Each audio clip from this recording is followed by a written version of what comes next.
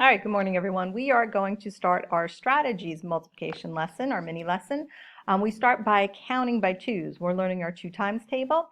By counting by twos, these are our multiples of twos, and as you see, 2 times 1 is 2, 2 times 2 is 4, 2 times 3 is 6, and it keeps on going up. So if we memorize our skip counting by twos, we've actually memorized our fact family, or our facts of our 2 times table. So count with me: 2, 4, 6, 8, 10, 12, 14, 16, 18, 20, 22, and 24. Now to get really good at this, we got to count backwards. So let's go ahead and count backwards. 24, 22, 20, 18, 16, 14, 12, 10, 8, 6, 4, and 2. So whenever you're in the car or you're hanging out, just try to count by twos, and that is going to help you memorize your 2 times table. And to get to know it really, really well, try it backwards without the chart. All right, so we're going to look at our 4 strategies to multiply today. We have arrays is our first strategy, then we have equal groups, then we have skip counting, and then we have repeated addition. Okay, so when I think of an array, that's my first strategy. I think of my rows, which go across, and they go east to west, as we're learning in social studies, or like the equator does, back and forth, right? Remember we talked about doing our hand signals? And then when I think about my columns in an array, I think about up and down. These are my columns. And I think of the prime meridian, which is north and south, going from north to south, going up and down. So those are my columns, okay? Rows, columns, okay? The second strategy we have is equal groups, okay? And we have to take those equal groups of our multiplication problem, and then we place however many into each group. And remember, always has to be equal. So whatever's in your circle always has to be the same amount. You can't have a 4, a 3, and a 2. You have to have a 4, 4, and 4 in each group. And then skip counting is our third strategy, and then repeated addition is our fourth. So we're going to go ahead and we're going to get started with our array. So in an array, I look at my problem 6 times 4. I think 6, I'm going to need 6 rows. So I'm going to go ahead and place 6 dots to start my array.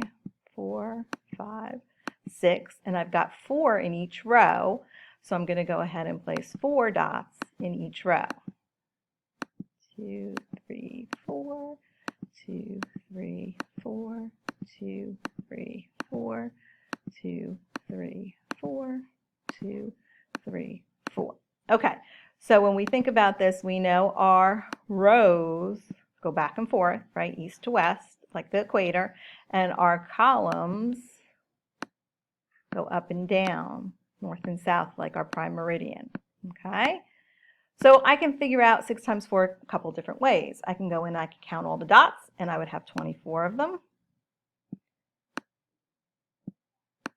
I can go in and I can count by 4s. So we've got 4, 8, 12, 16, 20, and then 24. Or we can count by 6. We can count 6, and 6 is 12, and then another 6 is 18, and another 6 is 24. So either way will give us that 24 that we're looking for. And as we get better and better and we memorize our multiplication facts, we're going to know automatically 6 times 4 is 24. Okay, the second strategy that we're going to look at is equal groups.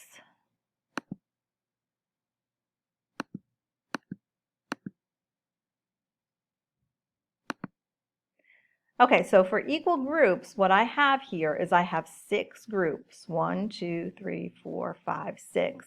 And I need to think about putting 4 dots in each group. Now remember, with groups, they have to be equal. So whatever I do to one group, I have to put the same amount in the other group in multiplication. So here we have our 6 groups, and we have our 4 dots in each group. They are equal. Then I can go ahead and I can think about multiplying. Now again, I can come in here and I can add by 4. So 4 plus 4 is 8. 8 plus 4 is 12. Another 4 is 16, another 4 is 20, and then another 4 is 24. So I know 6 times 4 is 24. So that's my equal group. And my teacher tip for that is that you have to make sure that there are the equal amount of dots or whatever it is that you're grouping together in each group or each circle. Okay, our third way to multiply is using skip counting, okay? So we can skip count to 6 to solve 6 times 4. So we can skip count by 6s and just add 6 plus 6, which equals 12, plus another 6 is 18, and then another 6 is 24. And what I can do is I can think of my number line, and that's kind of like what I'm doing here. I'm doing 6, 12, 18,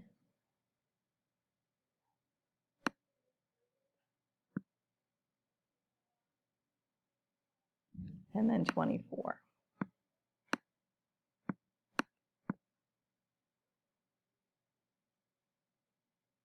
Okay, so that's skip counting. Here we're skip counting by 6s,